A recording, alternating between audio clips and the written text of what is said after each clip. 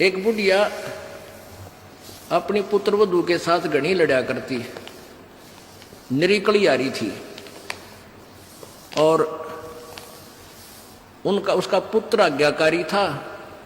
वो आते गंदी तेरी बहू ड्यों करे है, तेरी बहू ऐसे करे है। वो आते उस बहू ने अपनी पत्नी ने गढ़ता, वह बेचारी अपना टाइम पास करी।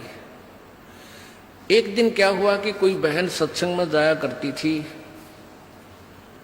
और उस बुढ़िया तो बोली अपनी सहेली तो यानी बुढ़िया वह थी, बुजुर्ग वो थी, कि चल सत्संग में चलेंगे, थोड़ा सारे दिन बहू के लड़े जा है, तेरा भी मन और सा हो जाएगा। तो वह भी चली गई। उन्होंने ज्ञान सुन लिया, अच्छी आत्मा थी, सत्संग का असर हो जाता है।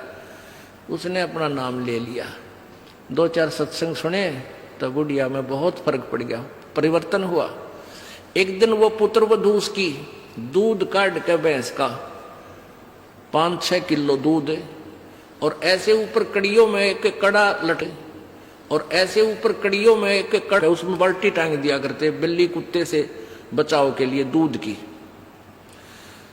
तो उसने वो प्रतिदिन टांगती थी, ऐसे ऊंचे हाथ करके नो टांगना होता था। तो वह दूध काट के ले आई पुत्रवधू, और उधर से वो उसका ध्यान दूसरी साइड हो गया, और वो नो करके एक बार तो नो कर लिया, अभ्यास सा था उसका बड़ा है, नो करके नो किया, वो उल्टी साइड तो लग गया, और वो टंग्या को नहीं, उसने सोचा टंग्या छोड़ दिया, वो छोड़ते बाल्टी नीचे गिर गई, सारे फर्श पे दूध फैल गया। अब वह पुत्रवधू उस एटम बम का नहीं देखा बुढ़िया की तरफ, अज्ञा बेरानी के सुनावेगी। तो अब बुढ़िया बोली, बेटी कोई बात ना, आज यो हमारे बाग में ना था, इसने ठा ले, इसको ऊपर ऊपर से साफ करके और भैंस के चारे में डाल दे, कोई बात ना, ये तो अपने बाग में ना था बेटी।